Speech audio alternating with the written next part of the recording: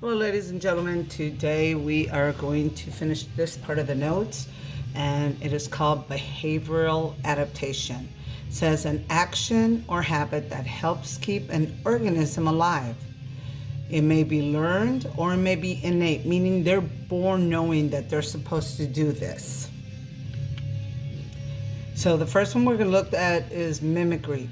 So mimicry also goes along with camouflage because sometimes the animal is trying to make itself look like something else in order to hide. So here's some examples of mimicry. It says mimicry occurs when one animal displays physical or behavioral traits that copy those of a different species and its species or their surroundings, and they get a survival advantage because of it.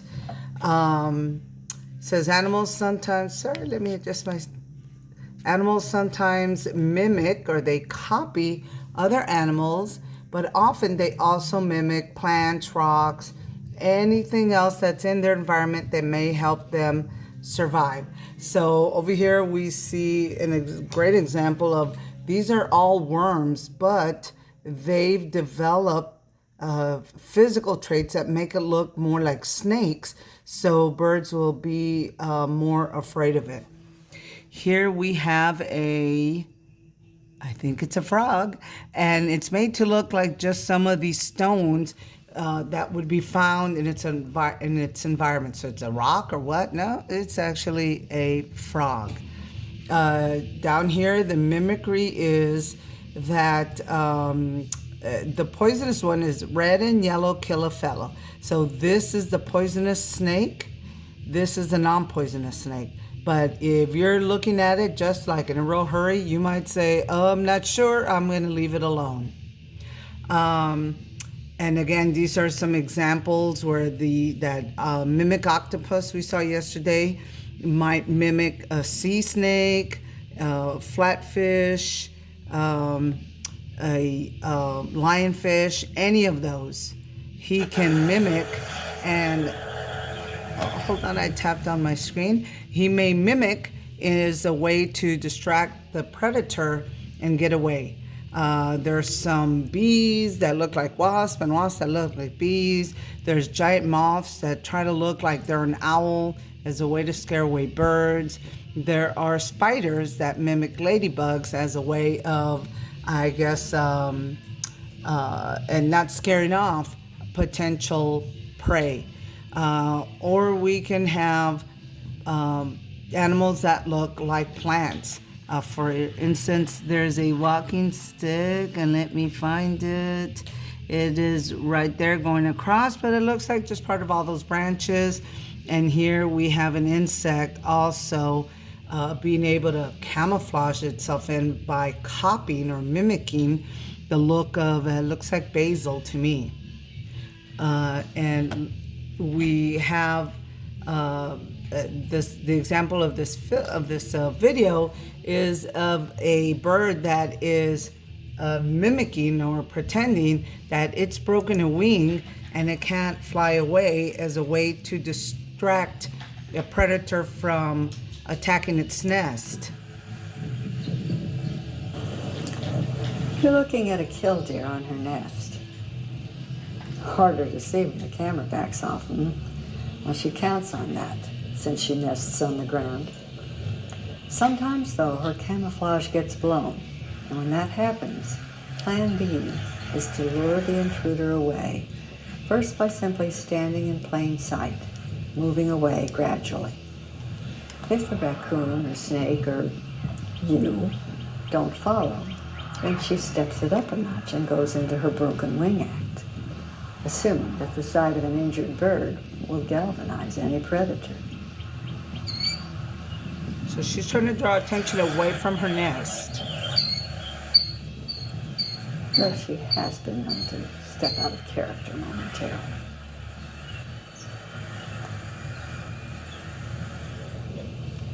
So she pretends like her wing, she mimics the look of a broken winged despite her drama, animal. You go closer to the eggs,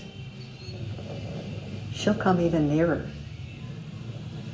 So she puts herself out there to get the prey away from her nest. So mimicry, copying other things, actions, animals, rocks, plants, in order to do whatever an animal has to do to be able to survive. The next thing we're going to look at is a behavioral adaptation. Remember, this is the way that an animal behaves in order to be able to survive.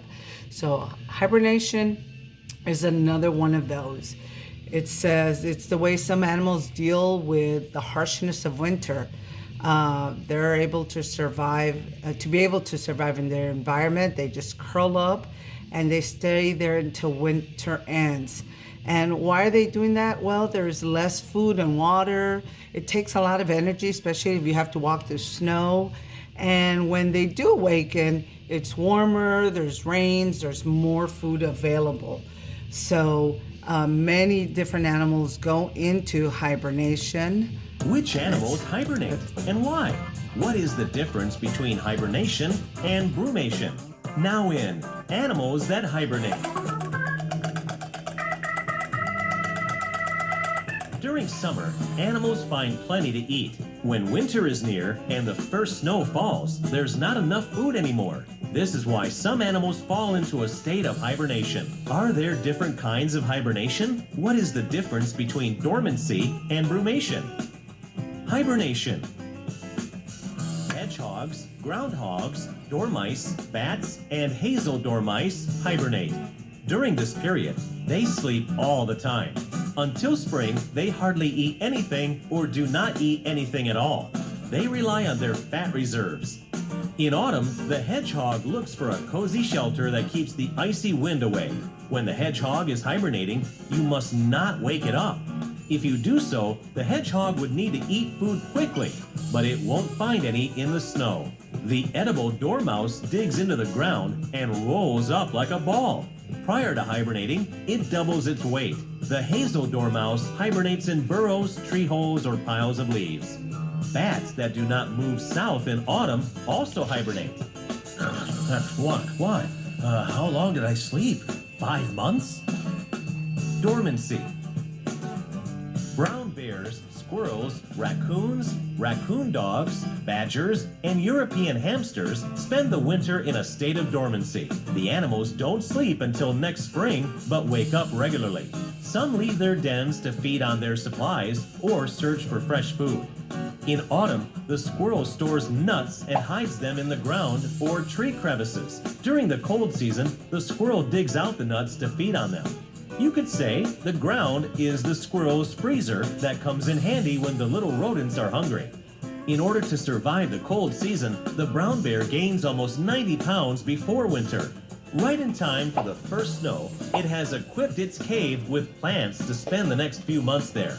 European hamsters build a den about 3 feet deep because the soil does not freeze at this depth. They store 4 to 5 pounds of legumes, turnips, and potatoes in tunnels.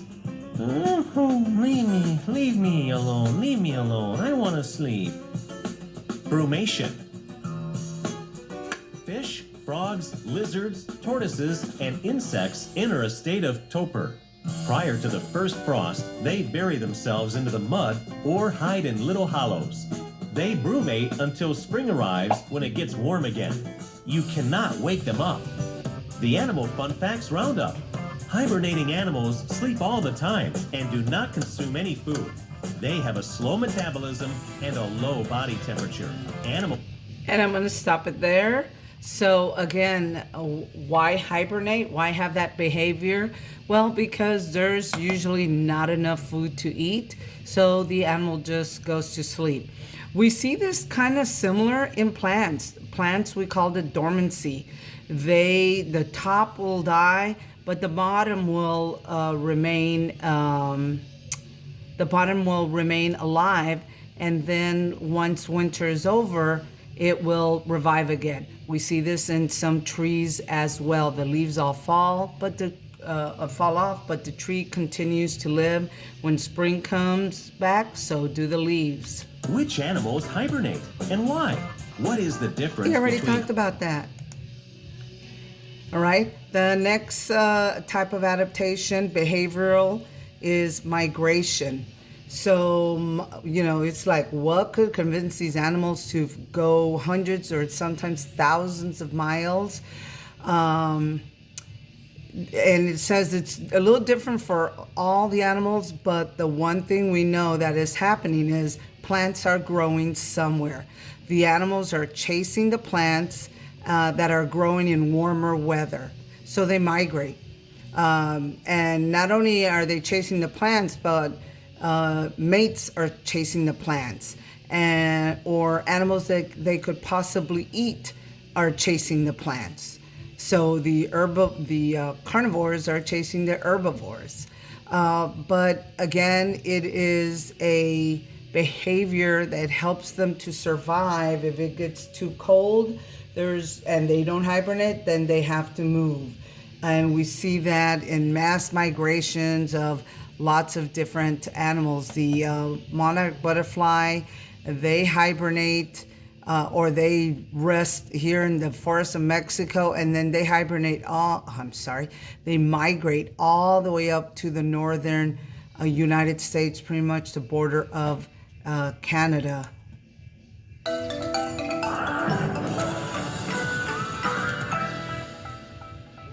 Have you ever gone on a trip away from home? Maybe you traveled in a car to see some family or took a plane to go somewhere fun on vacation. Well, did you know that a lot of animals take trips too? Many different kinds of animals move from one place to another, and when they do, we say they migrate. But not all kinds of trips that animals make are considered migration. When Squeaks moves from the lab to the kitchen, we don't call that migration. Sorry, Squeaks, but maybe we can call it snack time. Most of the time, migration means moving over a long distance. So animals can migrate to different parts of the country or even different parts of the world. Now, migrations also happen at a certain time. For example, you might have seen birds flying south for the winter. That's a kind of migration. But they're not just going on a trip for fun. Animals migrate for good reasons. Many birds migrate in the winter because the weather is just too cold for them, so they need to go someplace warmer. Other animals migrate long distances to look for food. And sometimes creatures migrate so that they can have babies in a place they know is safe.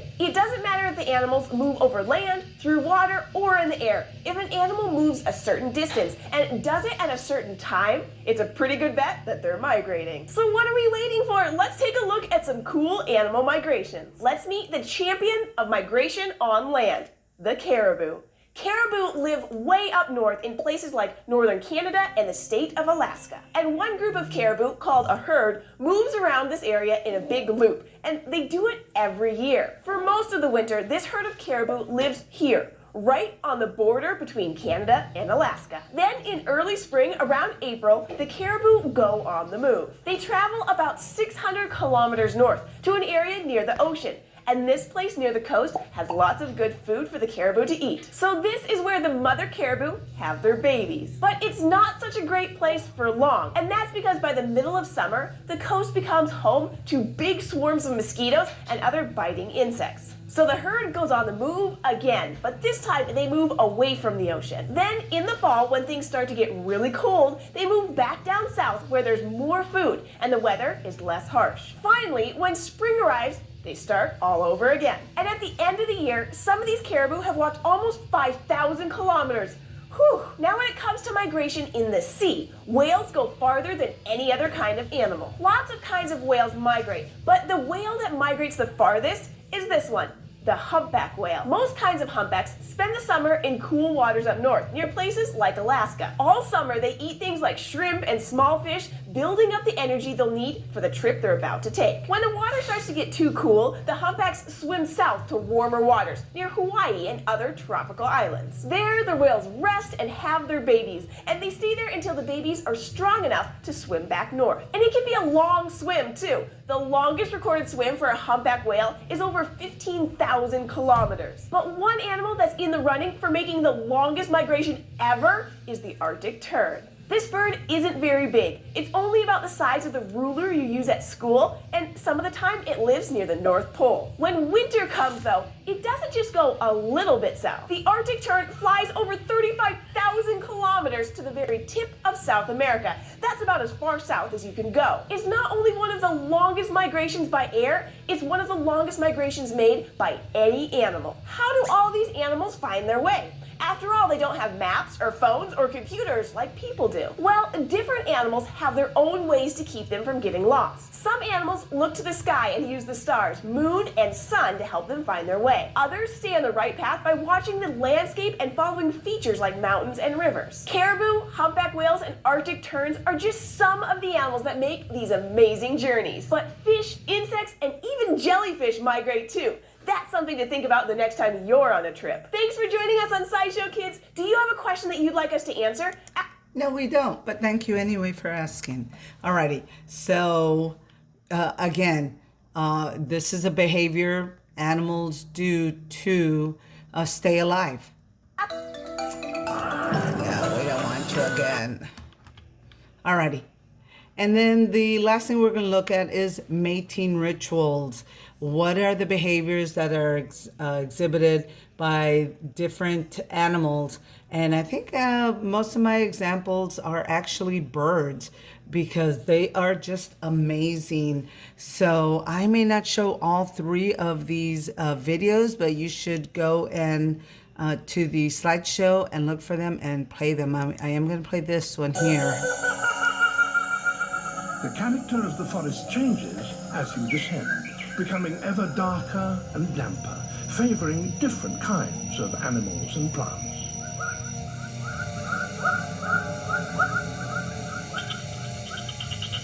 Less than 2% of the sunlight reaches the floor, but even here there is extraordinary variety.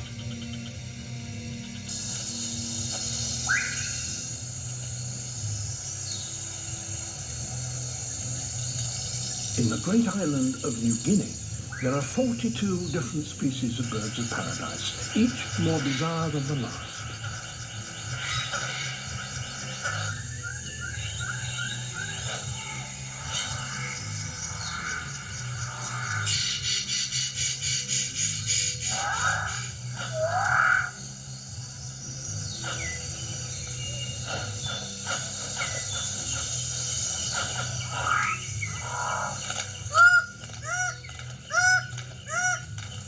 This forest is so rich that nourishing food can be gathered very quickly.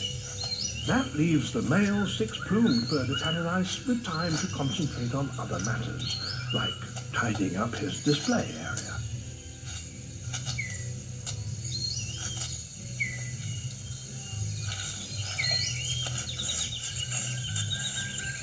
Everything must be spick and span.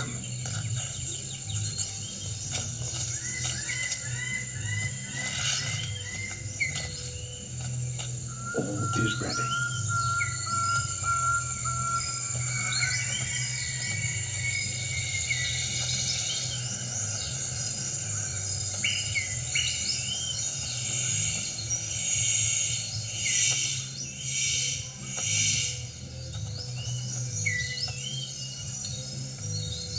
Very impressive, but no one is watching. The superb bird of paradise calls to attract a female. And he has more luck. But what does he have to do to really impress her?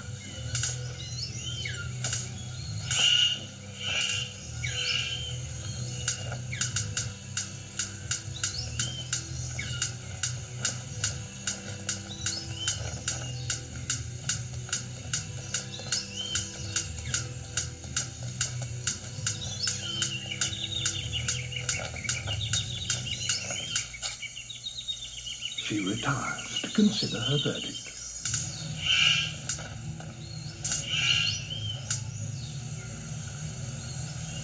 It's hard not to feel deflated when even your best isn't good enough.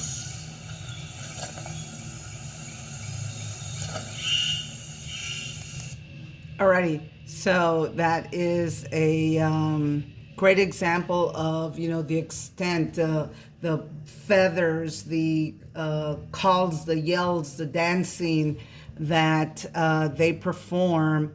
And why? Because they want to get the prize in nature. The big prize in nature is to pass on your genes. These others two are great, and I would encourage you to, as I said, go back to the slides and watch these others. They're the blue-footed booby is pretty interesting, and this one has 5 different types of animals and their mating rituals as well. And so that is the end of our notes. Oh, look, I got them all playing now. Let me stop them all. And go on. And so these are the final notes that you will find in the interactive notebook. You'll have a question or two to answer, so please make sure you complete it before you leave Zoom. All right, guys. Bye-bye.